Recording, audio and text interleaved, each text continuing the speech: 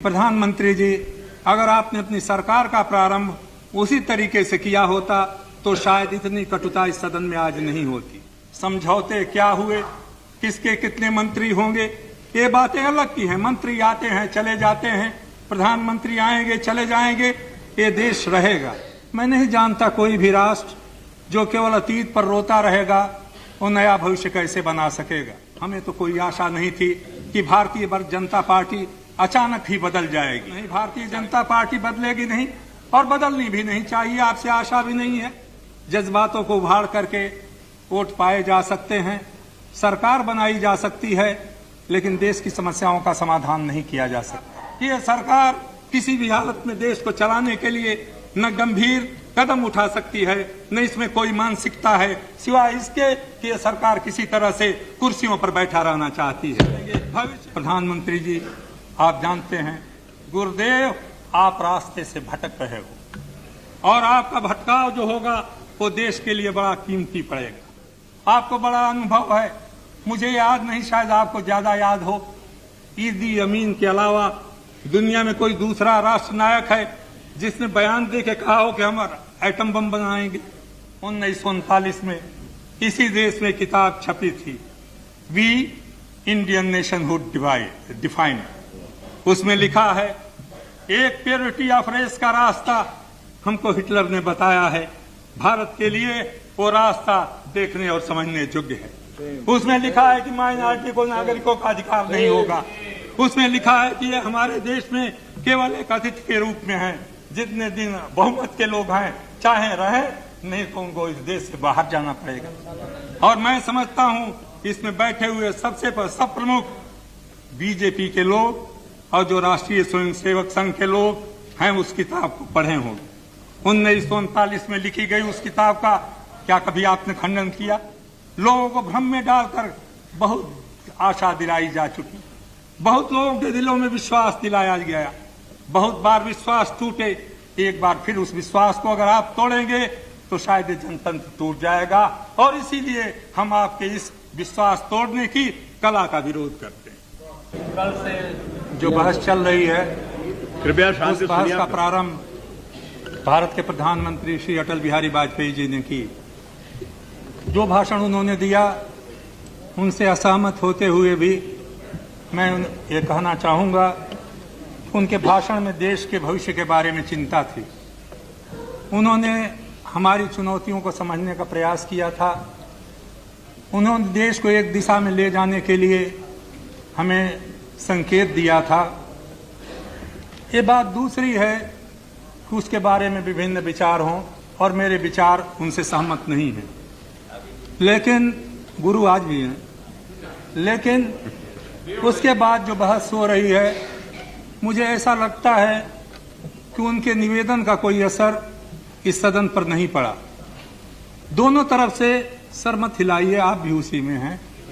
केवल एक दूसरे की आलोचना, एक दूसरे पर कटाक्ष, पुराने गीत दोहराने की बातें, पुरानी कुरीतियों का, पुराने कुकृत्यों का बखान इस सदन में हुआ है।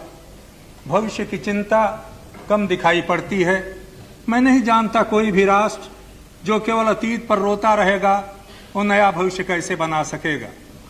मैं इस सदन के सामने बड़े विनम्र शब्दों में अध्यक्ष सभापति महोदय कहना चाहता हूं, आज सारा देश और सारी दुनिया इस सदन की ओर देख रही है और ये समझती है कि भारत इस कठिन समय में, एक संकट की घड़ी में कुछ निर्णायक कदम उठाएगा।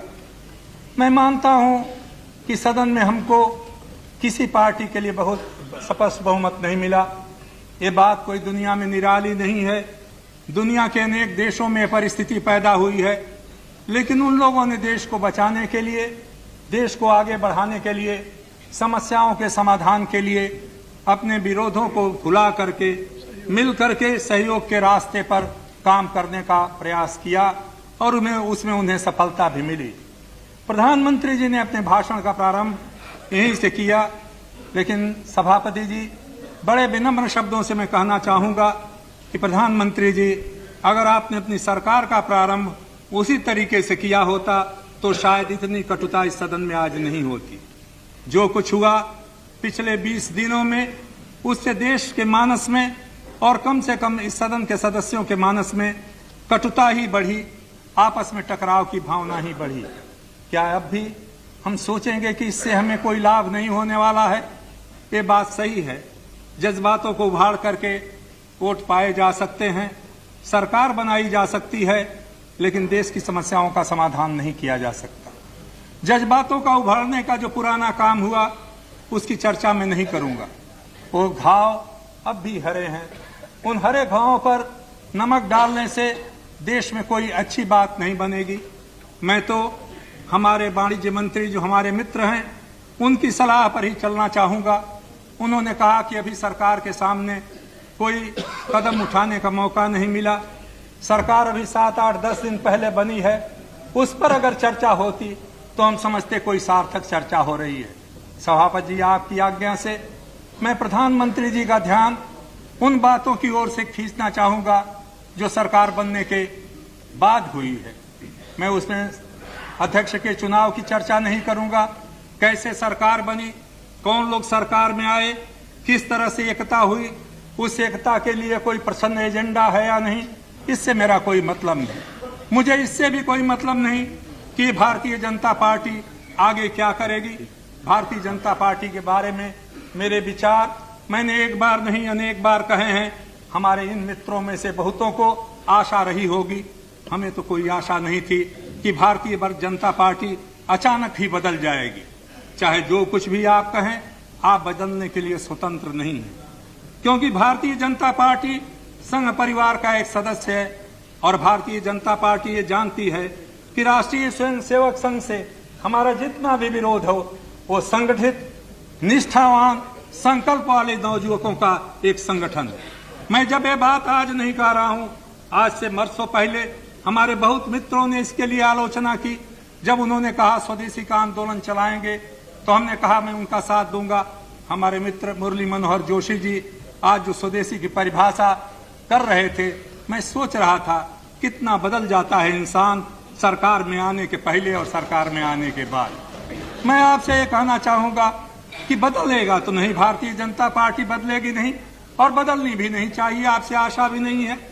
लेकिन जब सरकार चला रहे हैं, जब प्रधानमंत्री जी ये कह रहे हैं कि हमको सहमति का रास्ता अपनाना ढूंढना चाहिए, मिलकर के काम करना चाहिए, तो मैं कुछ सवाल आपके सामने रखना चाहूंगा। समझौते क्या हुए, किसके कितने मंत्री होंगे, ये बातें अलग की हैं। मंत्री आते हैं चले जाते हैं, प्रधानमंत्री आएंगे चले जाएंगे, ये देश रहेगा। लेकिन कुछ बुनियादी सवालों पर मैं प्रधानमंत्री जी से जरूर चाहूंगा कि इस देश के बारे में आप हमें बताएं कि किस रास्ते पर इस देश को ले जाना चाहते हैं। क्या सहमति का रास्ता उस तरीके से बनेगा जो तरीका आपने अपनाया है आज तक पिछले 20 दिनों में? क्या आप समझते हैं कि विरोधी पार्टियां आपके बहुमत पा जाने से आपके पीछे लग जाएंगी? क्या आप समझते हैं कि विरोधी पार्टियां आपका विरोध करना छोड़ देंगी? मैंने पिछली बार एक बात कही थी, उससे आपके लोग बहुत नाराज हुए थे। तब मैंने कहा था आपको बहुमत नहीं मिलेगा, आप त्याग पत्र दे दीजिए। आज वो बात मैं नहीं कहता, क्योंकि मैं नहीं जानता आपको बहुमत मिलेगा या नहीं। लेकिन प्रधानमंत्री जी, आप विदेश मंत्री रहे हैं, आपके निकट संपर्क में रह करके मुझे काम करने को मौका मिला है। मैं ऐसे आपसे जानना चाहता हूं, भारत के प्रधानमंत्री जो संजोग से विदेश मंत्री हैं, क्या आप चीन के बारे में अपनी नीतियां बदलने वाले हैं? क्या तिब्बत के ऊपर भारत का दृष्टिकोण बदला है? और यदि नहीं बदला है तो आपकी कैबिनेट का, मंत्रिमंडल का एक सदस्य अगर इन सवालों पर जवाब एक बयान देता है तो आपकी उस पर क्या प्रतिक्रिया है? क्या देश को चलाने का रास्ता है? क्या देश इस रास्ते पर चलेगा? क्या कोई संसदीय जनतंत्र चलाने में कैबिनेट की, मंत्रिमंडल की संयुक्त जिम्मेदारी होती है या नहीं है? सभापति जी, मैं चाहूंगा, क्योंकि मैं बुनियादी सवालों को 2-4 का कुछ मिनटों में कह करके समाप्त करना चाहूंगा। मैं जानता हूं एक सिद्धांत है, सेना का उपयोग नहीं होना चाहिए आंतरिक मामलों में, हम सब जानते हैं। लेकिन क्या मंत्रिमंडल के सदस्य को स्वतंत्रता है कि किसी की हालत में वो कहे कि किसी भी स्थिति में सेना आंतरिक मामलों में हस्तक्षेप नहीं करेगी?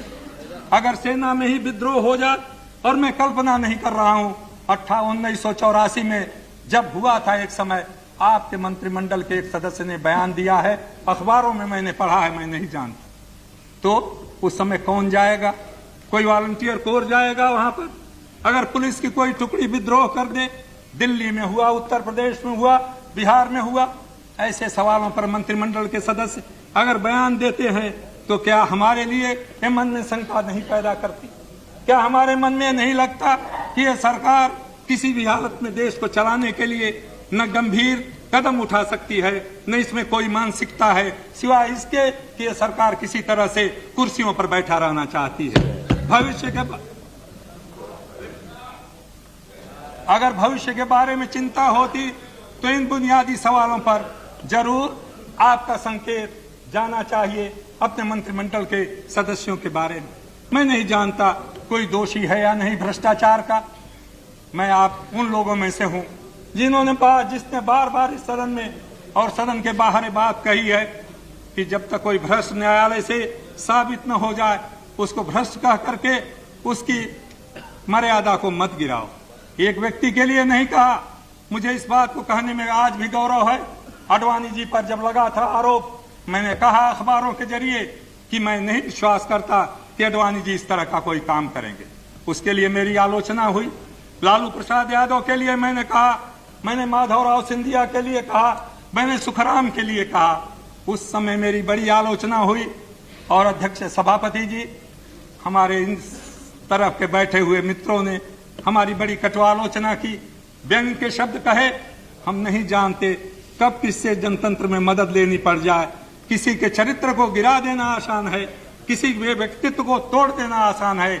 आडवाणी के व्यक्तित्व को तोड़ सकते हो, लालू को मिटा सकते हो, मुलायम सिंह को गिरा सकते हो, एक कल्पनाथ राय को हटा सकते हो जनता की नजर से, लेकिन हम में और आप में सामर्थ्य नहीं है कि हम एक दूसरा आडवाणी या दूसरा लालू प्रसाद यादव या मुलायम सिंह या कल्पनाथ बना दें। इस बात को हमेशा हमें याद रखना चाहिए।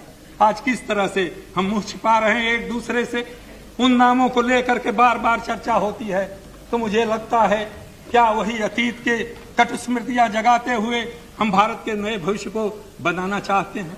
इस बात पर फिर से गौर कीजिए। भ्रष्टाचार मिटना चाहिए क्योंकि आपकी एक एजेंडा का एक अंग है, लेकिन भ्रष्टाचार केवल पैसे का लेन देन नहीं है। भ्रष्टाचार के साथ एक शब्द है हिंदी में जिसको सत्यनिष्ठा कहा जाता है, जिसको मैं अंग्रेजी में इंटीग्रिटी कहा जाता है। अगर सत्यनिष्ठा नहीं है, सरकार नहीं चलाई जा सकती। और सत्यनिष्ठा का पहला प्रमाण है कि जो जिस पद पर है उस पद की जिम्मेदारी को निभाने के लिए, उत्तरदायित्व को निभाने के लिए आत्मनियंत्रण रखे और कम से कम अपनी वाणी के ऊपर संयम रखे। ये नहीं हुआ अध्यक्ष महोदय, सभापति महोदय, मैं निवेदन करूंगा। दूसरा, आपने स्वदेशी का जिक्र किया। मुरली मनोहर जी होते तो बहुत अच्छा हो। हमारे वित्त मंत्री जी हैं, हमारे मित्र हैं। इन्होंने कहा बुद्धिमान व्यक्ति हैं, बहुत सोच समझ के शब्दों का इस्तेमाल किया। लिबरलाइजेशन चलता रहेगा, उदारीकरण चलेगा, लेकिन स्वदेशी भी चलेगा। अभी मुरली मनोहर जब बोल रहे थे हिंदुस्तान हिंदुस्तानियों के हाथ मिले बनेगा, ये हमारी एजेंडा में लिखा है। क्या स्वदेशी का प्रमाण नहीं है? क्या दुनिया में यही स्वदेशी की अवधारणा है? क्या यही गांधी जी की अवधारणा है? पता नहीं किसने कहा था, मैंने सुना कहीं कि शरद पवार को गांधी जी की स्वदेशी का की याद नहीं। जिन सज्जन ने कहा था उनको मैं याद दिलाना चाहता हूं, गांधी जी ने 1930 में विदेशी कपड़ों की होली जलाई थी। गांधी जी ने विदेशी वस्तुओं के बहिष्कार की बात की थी। हमारे मित्र कह रहे थे अभी एक इस तरफ से स्टील अथॉरिटी ऑफ इंडिया बंद होने को है। मैं आपसे पूछना चाहता हूं, क्या बाहर से आने वाली स्टील पर आप रोक लगाने के लिए तैयार हैं? स्टील अथॉरिटी के अफसरों का कोई दोष नहीं, वहां कोई कमी नहीं आई है। जिस तरह बाहरी दुनिया से आयात हो रहा है स्टील का, जिस तरह से केवल स्टील नहीं, फर्टिलाइजर, दूसरी चीजें हमारी कंपनियां बंद हो रही हैं। आप बेरोजगार मिटाने का वादा इस एजेंडा में करते हो और चाहते हो कि देश इस पर विश्वास करे कि आप बेरोजगार मिटा दोगे। क्या ये देश चलाने का रास्ता है? क्या ये सब काम हुए हैं सरकार बनने के बाद? और मैं आपकी सरकार से जानना चाहता हूं, खासतौर से प्रधानमंत्री जी आपसे क्या इस तरह से झूठे वादों के ऊपर लोगों को भ्रम में डालकर बहुत आशा दिलाई जा चुकी, बहुत लोगों के दिलों में विश्वास दिलाया गया, बहुत बार विश्वास टूटे, एक बार फिर उस विश्वास को अगर आप तोड़ेंगे तो शायद जनतंत्र टूट जाएगा। और इसीलिए हम आपके इस विश्वास तोड़ने की कला का विरोध करते हैं। आपसे मैं निवेदन करना चाहूंगा अध्यक्ष महोदय, अभी हमारे मित्र बड़े विशेषज्ञ हैं वाणिज्य मंत्री जी, उन्होंने कहा कि हमने केवल कहा है कॉन्स्टिट्यूशन रिव्यू होगा। हमने कितने बार अमेंड किया है, मैं समझता हूं हमसे ज्यादा उनको अंग्रेजी आती है। अमेंड करने में और रिव्यू करने में अंतर होता है। यहाँ पर बहुत से संविधान के ज्ञाता बैठे हुए हैं। जब आप कॉन्स्टिट्यूशन रिव्यू करने की बात करते हैं अपनी एजेंडा में, क्या इस पर चर्चा आपने न्यायविदों से की है? क्या दूसरी पार्टियों की सहमति ली है? क्या इस पर कोई चर्चा है? किस दिशा में आप संविधान को रिव्यू करने जा रहे हैं? याद रखिए, जब जब डेमोक्रेसी टूटी है, जब जब संसदीय जनतंत्र टूटा है, वहां के नेताओं ने यह कहा है संविधान कमजोर है, इसको बदलने की जरूरत है। मैं संकेत जो देखता हूं ये खतरनाक संकेत है। मैं नहीं जानता आपके इरादे क्या हैं, लेकिन भाषा का इस्तेमाल करते हुए दुनिया के इतिहास को नजर में रखिए। अगर दुनिया के इतिहास में नजर नहीं रखेंगे तो याद रखिए यहाँ के कुछ सदस्य ही आपकी बातें नहीं सुन रहे हैं। इस एजेंडा को केवल हम ही नहीं पढ़ रहे हैं, सारी दुनिया के लोग इस एजेंडा को देख रहे हैं। आपने जो एजेंडा बनाई है वो एक भयंकर दिशा में संकेत करती है, और उस भयंकर दिशा में संकेत करने के लिए मैं नहीं जानता आपने जानबूझ करके ये किया है या अनजाने किया है। मुझे हैरानी होती है, यहाँ हमारे सूचना प्रसारण मंत्री जी बैठी हुई, कल उन्होंने हिंदुत्व की परिभाषा सुनाई सदन में। मैं भी उनका भाषण कहीं बैठा सुन रहा था, क्योंकि उस समय मैं सदन में उपस्थित नहीं हो रहा था। और वही हिंदुत्व की परिभाषा श्री मुरली मनोहर जोशी जी ने आज बताने की कोशिश की। आप उच्चतम न्यायालय की बात बार बार हमारे सामने दोहराते हो। हिंदुत्व की परिभाषा मैंने इस सदन में प्रधानमंत्री की हैसियत से कहा है, मुझे इस बात का अभिमान है कि मैं हिंदू हूं, लेकिन मेरी दृष्टि में हिंदुत्व क्या है ये भी मैंने उसमें कहा था। मैं आपसे जानना चाहूंगा प्रधानमंत्री जी, खास तौर से अभी उन्होंने सर सैयद अहमद की एक किताब पढ़ करके सुनाई। मैं इसका जिक्र नहीं करता, लेकिन इस तरह को किताबों को पढ़ करके किसको भ्रम में रखना चाहते हैं आप? 1939 में इसी देश में किताब छपी थी, वी इंडियन नेशनहुड डिफाइंड। उसमें लिखा है एक प्योरिटी ऑफ रेस का रास्ता हमको हिटलर ने बताया है, भारत के लिए वो रास्ता देखने और समझने योग्य है। उसमें लिखा है कि माइनॉरिटी को नागरिकों का अधिकार नहीं होगा। उसमें लिखा है कि ये हमारे देश में केवल एक अतिथि के रूप में है, जितने दिन बहुमत के लोग हैं चाहे रहे, नहीं तो उनको इस देश से बाहर जाना पड़ेगा। और मैं समझता हूं इसमें बैठे हुए सब प्रमुख बीजेपी के लोग और जो राष्ट्रीय स्वयंसेवक संघ के लोग हैं उस किताब को पढ़े होंगे। 1939 में लिखी गई उस किताब का क्या कभी आपने खंडन किया? क्या कभी आपने कहा कि उसमें हिंदुत्व की जो परिभाषा दी गई है उससे राष्ट्रीय स्वयंसेवक संघ या बीजेपी सहमत नहीं है? आसान है अटवानी जी, मैं आपकी बड़ी इज्जत करता हूं, ये कह देना कि आपकी सरकार, आपकी पार्टी इस बात से सहमत नहीं है। क्या आप में ये शक्ति है कि आप राष्ट्रीय स्वयंसेवक संघ से असहमत जाहिर कर सकते हैं? मैं नाम नहीं लेना चाहता। उस पुस्तक का जिसका उल्लेख किया आदरणीय श्री चंद्रशेखर जी ने, उसके लेखक ने ही उससे अपने को असंबद्ध किया। गुरुजी ने कहा कि मैं उससे सहमत नहीं हूं। मैं चाहूंगा अगर ये बात है तो फिर आरएसएस को कोई कठिनाई नहीं होनी चाहिए कि उस कहे कि उस पुस्तक में जो विचार व्यक्त किए गए हैं उससे आरएसएस असहमत है और उससे बीजेपी का कोई संबंध नहीं है। अगर ये बात वो अगर हो जाए तो ये बात बहुत अच्छी। मैं आपसे पूछना चाहता हूं दूसरी बात, आप राष्ट्र को नई दिशा देने वाले हैं, नई राजनीतिक संस्कृति है। क्या वो राजनीतिक संस्कृति है वो मुझे मालूम नहीं, लेकिन उसमें लिखा गया है कि एक नई राजनीतिक संस्कृति बनेगी। क्या वो संस्कृति वही होगी जिसका प्रदर्शन 2 दिनों से सदन में हो रहा है? एक तरफ से नहीं, दोनों तरफ से। और इस संस्कृति को बदलने का क्या यही रास्ता है राजनीतिक संस्कृति का? मैं एक और सवाल आपके सामने रखना चाहूंगा। विदेश मंत्री जी और प्रधानमंत्री जी, आपने दुनिया के बहुत सी संस्थाओं में भारत का नेतृत्व किया है, आपको बड़ा अनुभव है। मुझे याद नहीं, शायद आपको ज्यादा याद हो, ईदी अमीन के अलावा दुनिया में कोई दूसरा राष्ट्र नायक है जिसने बयान दे के कहा हो कि हम एटम बम बनाएंगे?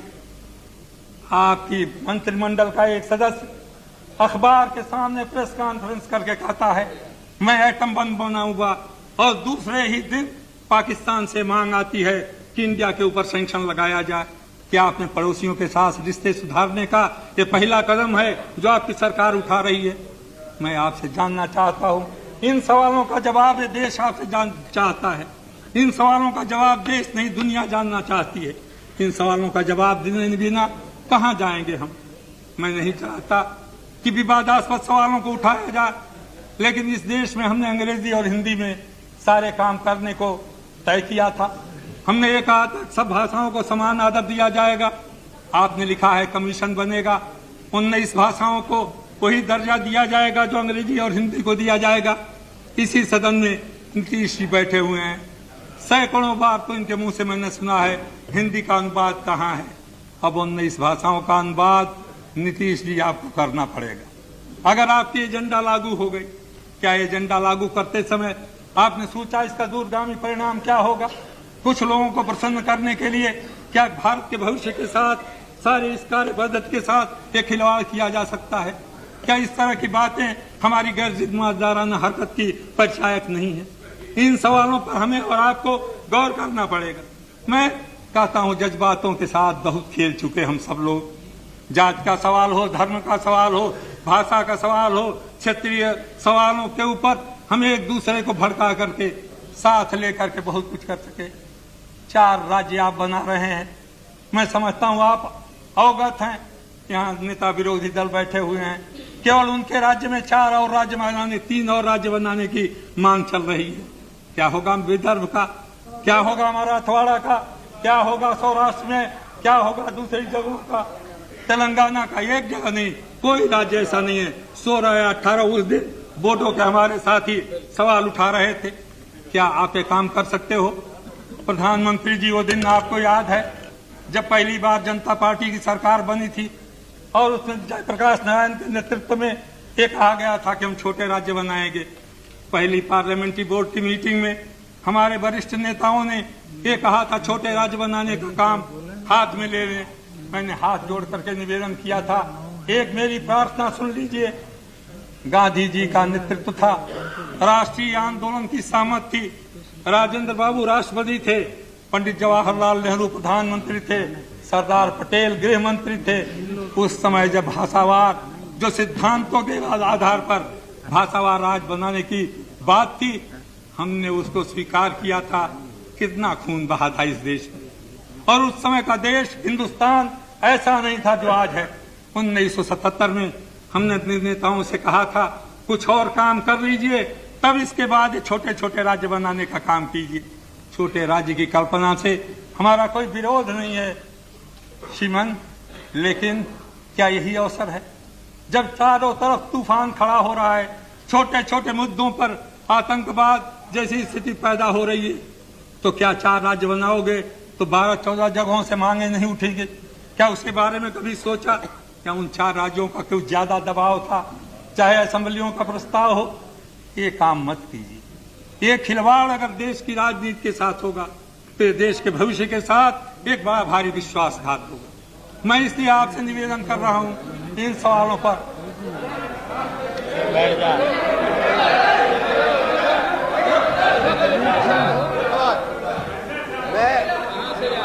चंद्रशेखर जी, मैं आपसे निवेदन करना चाहता हूं कि कृपया आप क्या बताइए, अगर भौगोलिक परिस्थितियों से, विकास की दृष्टि से किसी छोटे राज्य को बनाना हो तो आपको ऐतराज क्यों है? विकास से, भौगोलिक परिस्थिति से आप विकास रोकना चाहते हैं क्या? आपने उन्होंने लीड किया है,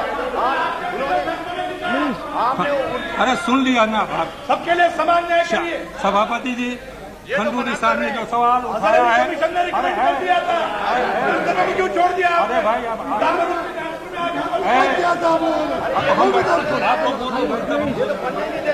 बैठो ना। अगर सभा हम इस माहौल में नहीं बोल सकते, पहले आप लोग बोल लीजिए तब मैं बोलूँ। मैंने खंडूरी साहब की बात सुनी, उनकी जो वेदना है उसको मैं समझता हूँ। हमारे देश में अनेक ऐसे क्षेत्र हैं जहां पर विकास का काम नहीं हुआ और उस बात को मैं जानता हूं, लेकिन खंडूरी साहब, हमारे संविधान में उसके लिए प्रोविजन है। जितने विकसित इलाके हैं वहां पर विकास परिषदें बना करके, उनके यहाँ विशेष योजनाएं चला करके, उनके यहाँ लोगों को अधिक पैसा दे करके विकास का काम किया जा सकता है। वो पहला कदम ही नहीं उठाया गया। अगर वो कदम उठाया गया होता तो आज उत्तराखंड या उत्तरांचल क्या है, वनांचल की मांग इतना जोर नहीं पकड़ती। ये बात आज से नहीं, 1967 से मैं अपने राजनेताओं से बार बार कहता रहा हूं और मैं नहीं कह रहा हूं। 1950 में प्लानिंग कमीशन का उद्घाटन करते हुए पंडित जवाहरलाल नेहरू ने कहा था, ये आंचलिक विषमता हमारे लिए अभिशाप बन जाएगी। अगर हम आंचलिक विषमता को नहीं मिटा सके, अगर पिछड़े इलाकों के लिए विशेष योजनाएं नहीं बना सके तो देश टूट जाएगा। हमें दुख है कि पंडित जवाहरलाल नेहरू की इस राय के बाद भी, 50 वर्षों के जनतंत्र के प्रयोग के बाद भी हम उस काम को नहीं कर सके। मैं नहीं कहता कि आपका राज बने या न बने, बनना चाहिए छोटे राज, लेकिन आज जब चारों तरफ खून खराबी, आपसी विग्रह, घृणा, नफरत का समाज है, हमारे सोम दादा बैठे हुए हैं, क्या होगा? आपके यहाँ भी वनांचल बनेगा, आपके यहाँ भी गोरखालैंड बनेगा, कोई राज्य बचा नहीं रहेगा। क्या प्रधानमंत्री जी और खास तौर से गृह मंत्री जी आप उस स्थिति को पैदा करना चाहते हैं? अगर नहीं, अरे भाई ठीक है तो उनसे मांग लीजिए ना। इसलिए सभापति जी, मैं ये कहता हूँ, ये बुनियादी सवाल हैं। मुझे दुख के साथ कहना पड़ता है, इन बुनियादी सवालों पर जो देश के भविष्य से जुटे हुए हैं, जो किसी के मान सम्मान से नहीं जुटे हुए हैं, किसी पार्टी की एकता या टूटने से नहीं जुटे हैं, जो कुछ देश में हो रहा है पार्टियों को तोड़ने और जोड़ने का काम, उस पर मुझे नहीं कहना है। उसमें बहुत से पारंगत लोग यहाँ बैठे हुए हैं, वो अपने विचार व्यक्त करेंगे। प्रधानमंत्री जी, आप जानते हैं, मैंने आज से नहीं 1967 में कहा था, गुरुदेव आपको, उस बात को दोहराता रहा, गुरुदेव आप रास्ते से भटक रहे हो और आपका भटकाव जो होगा वो देश के लिए बड़ा कीमती पड़ेगा। और इसीलिए मैं आपको चेतावनी देने के लिए आज खड़ा हुआ हूं और देश की जनता को ये कहना चाहता हूं कि ये एजेंडा जो है, ये एजेंडा केवल विश्वासघात का एक दूसरा दस्तावेज है और जिससे देश को बर्बादी होगी। इसलिए मैं इस विश्वास मत के प्रस्ताव का विरोध करता हूं।